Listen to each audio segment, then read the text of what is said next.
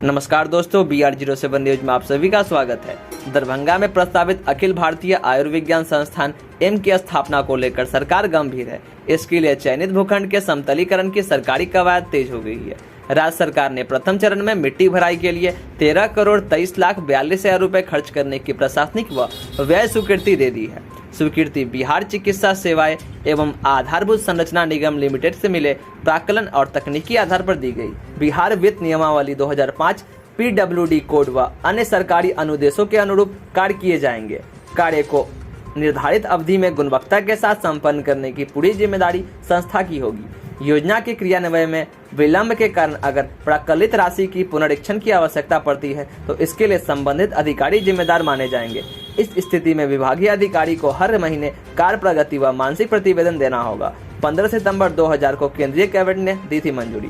बता दें कि दरभंगा में एम्स की स्थापना की स्वीकृति केंद्रीय कैबिनेट ने 15 सितंबर 2020 को दी थी।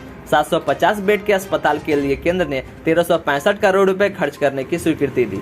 इसके बाद राज्य सरकार ने दरभंगा मेडिकल कॉलेज अस्पताल परिसर में 200 एकड़ जमीन दी। जमीन चयन के बाद केंद्रीय टीम ने कई बार निरीक्षण किया।